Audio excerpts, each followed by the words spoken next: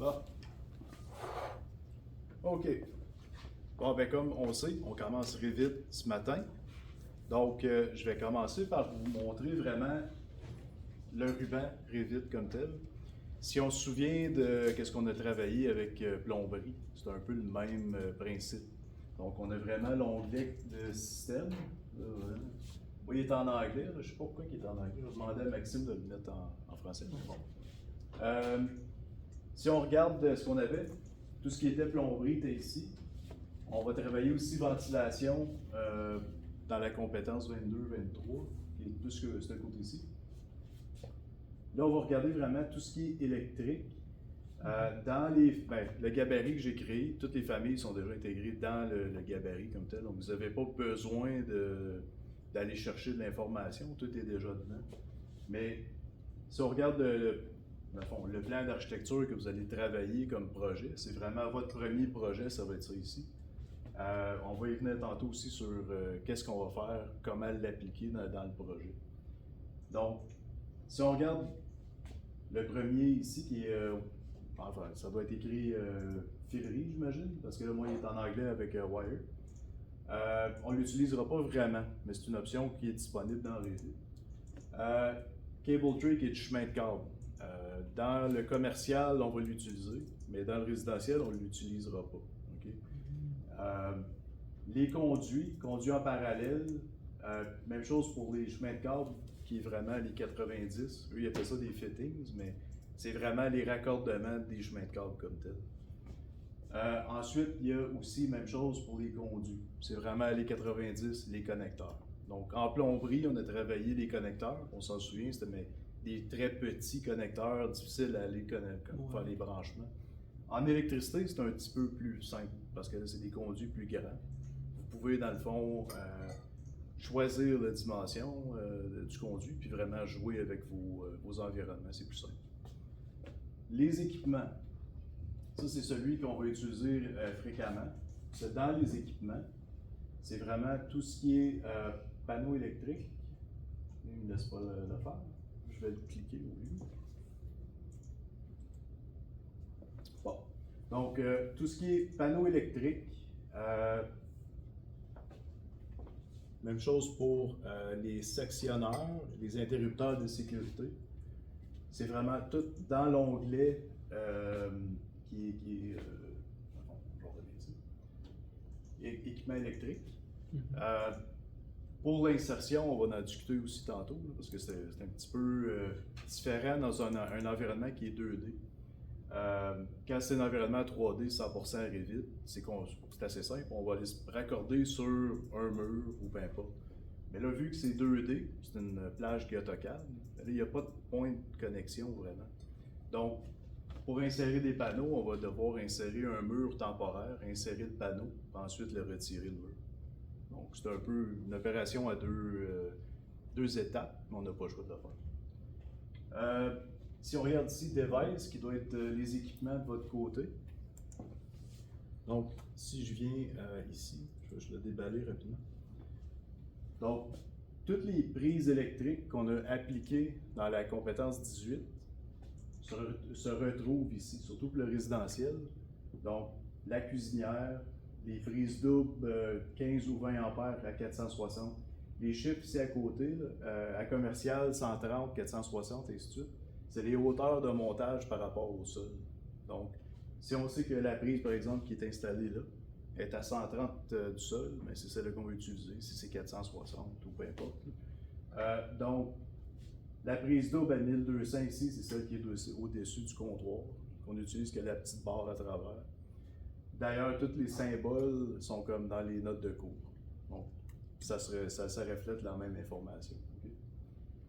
Prise double de toutes les sortes, DDFT, il y en a aussi qui sont fractionnés, qu'on utilise moins. Les quadruples, les hottes de cuisinière aussi, sécheuses. La cuisinière est ici. Il y a d'autres types de prises aussi, parce que là, il y a beaucoup d'informations dans l'onglet comme tel. Il y a les serpentins électriques, ici. Donc, dans le chauffage, on va retrouver aussi les serpentins. Mais je vais vous l'expliquer plus dans le côté commercial, parce que dans le résidentiel, il n'y en aura pas. Les thermostats, même chose. Donc les thermostats, les relais, les sondes de température, détecteurs de monoxyde ou de dioxyde, tout se retrouve dans cet onglet-là aussi. Okay.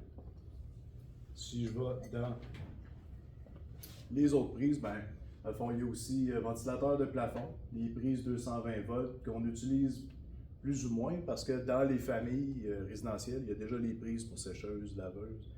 Les prises 220 ici, c'est vraiment des prises plus spéciales. Okay? Mais ça, quand c'est applicable, je vais vous le mentionner. C'est un peu assez simple à travailler de toute façon. Les prises quadruplex, même chose, on va utiliser le format qui a déjà été travaillé parce qu'il y a des familles là-dedans que c'est vraiment Revit. Pour le prise de 120, c'est pas le prise de chauffe-eau, non? De chauffe-eau, non? Ouais. Non, le chauffe-eau, c'est vraiment une boîte de raccordement. Je vais le montrer aussi. C'est dans le même onglet. Donc, si je monte un petit peu plus haut, là-dedans aussi, il y a le chauffage d'ailleurs. Donc, interrupteurs, il y a des interrupteurs pour des écrans de projection, ces trucs-là, des aéroconvecteurs de différentes capacités, aérothermes. Puis il y a la boîte de raccordement qui est ici. Okay. Donc, ici, c'est démontré comme vraiment juste un carré ou une boîte, parce qu'en réalité, c'est ça que c'est. C'est vraiment juste une boîte encastrée ou en surface. Puis le raccordement part de là jusqu'au chauffe-eau. C'est pas vraiment une prise électrique. Genre, c'est installé. Genre. Oui, c'est ça. C'est installé en permanence. C'est vraiment raccordé en permanence. Okay. Donc, il n'y a pas façon d'aller retirer la fiche. Donc, si tu installes ton chauffe-eau, ben, tu veux un mode de sectionnement, qui est normalement un petit sectionneur, ou ton disjoncteur, c'était dans la même pièce. Okay. C'est un peu un des deux. Et souvent, c'est dans la même pièce avec le disjoncteur. Genre. Si ton panneau électrique est dans le même local, il est en ligne de vue, oui, tu peux utiliser ton disjoncteur comme mode de sectionnement. Mais si tu n'as aucun mode de sectionnement, tu dois avoir un mode de sectionnement. OK.